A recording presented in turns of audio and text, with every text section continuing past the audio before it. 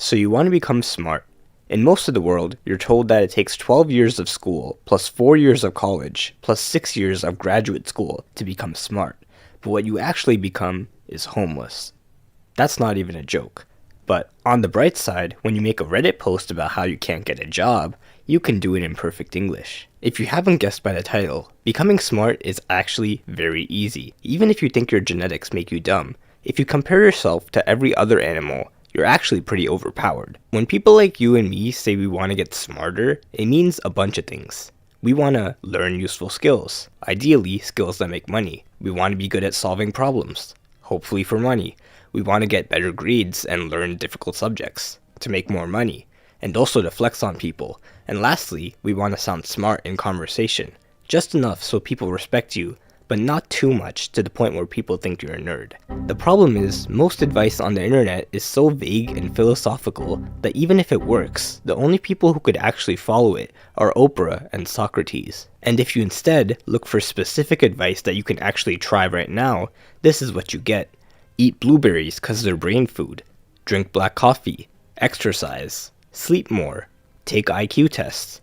Listen to classical music. These things sound good, but at some point you have to, actually learn stuff. Besides, even in the past, there have been some geniuses who've spent the whole day sitting at a desk, getting 2 to 4 hours of sleep a day. So what can you actually do to get smarter that's not just the same 6 brain hacks from a Facebook post copied and pasted from a WikiHow article inspired by a quote spray painted on a New York subway wall? The main thing you need to do is read.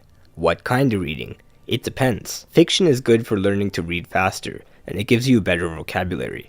Also, if you read a lot of dialogue, it makes you feel like you have friends.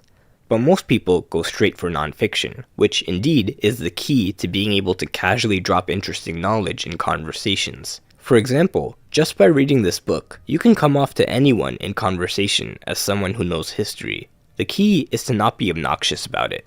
Crazy how we evolved from chimpanzees, right? Well, actually, evolution is non-linear, and several human-like species inhabited Earth simultaneously, none of which could even be remotely considered as chimpanzees. While this is considered polite by the standards of a YouTube comment section, in real life, saying "well actually" before proving someone wrong will make you instantly unlikable. Change the "well" to an "easy," and now we're talking. Let's redo that conversation. Crazy how we evolved from chimpanzees, right? It is crazy, right? I was reading the other day and apparently humans and chimpanzees... I always thought we evolved from them, but I guess we just evolved side by side. You can be smart while also being humble and also sounding like you touch grass. The key is to teach people what you know without making them sound dumb. This way, people will actually learn from you, which will make them see you as smart and respectable. Now, how do you find these books? It's actually really easy. You don't have to read the same 5 books everyone tells you to read. Just think of a topic you want to learn about, like cleaning. Now Google books about cleaning. Here's one that looks good. Usually, these books cost money, but if your finger slips, you might accidentally end up on this website, and you might accidentally search for the title of the book, and by chance, click on the first link, and oh no, accidentally downloaded a file, and opened it with the appropriate ebook viewer. Well, now that you have the book, you'll also find that not only can you pick out interesting tidbits to use in conversations, but you can also learn many useful skills. There are 10 things you should know before you learn a skill. 1. Unless you practice the skill, your brain will think it's useless and forget it. 2. You only have to know 20% of the knowledge to master 80% of the skill. So I guess we could just move on. This is called the learning curve. It's a graph of how good you get at a skill over time.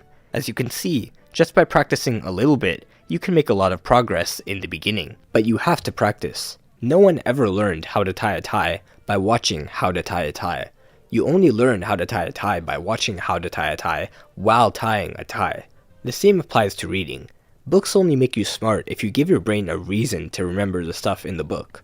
So once you read the chapter on cleaning a bedroom, go ahead and clean a bedroom. Doesn't even have to be your bedroom. Just clean one. And now, you'll never forget it. But let's just imagine that's something that you can't practice right now. Like, imagine you're reading a book about cars, and then you see this diagram of how to jumpstart a dead car with a good car. Ideally, you'll read about it, and then go practice it. But not everyone has 2 cars lying around to practice on. But you can still practice it by just imagining. Imagine the moment where you'll need to know how to jumpstart a car.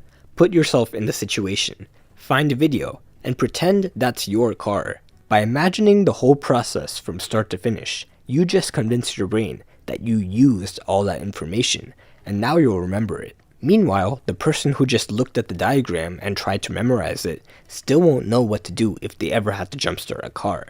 This is how you get smart. Use everything you learn, and if you can't, imagine yourself in the moment where it'll be useful. This is basically how the entire school system works. You learn a piece of information, and because it'll be like 15 years before you actually use it, your teacher creates an imaginary situation where that information is useful. That is, a test. An exam that has questions on that exact piece of information, and if you get it wrong, you fail. Or in South Korea, you get prison time. Just kidding, that's only if you cheat. This is usually enough to make your brain at least attempt to remember the information. The only problem is, once the test is over, your brain says it's not useful anymore, and you forget it. Some people think repetition, or spaced repetition, or studying in intervals, or mind mapping will help them get better grades and learn faster. But in reality, doing practice questions will give you the most results, because they simulate the actual situation in which you'll need to use what you learned. If you don't have any practice questions, make your own, and convince yourself that the stakes are high. Like, pretend that you're hanging off a cliff by one arm, and someone's there to pull you up, but only if you can name all the parts of a human cell.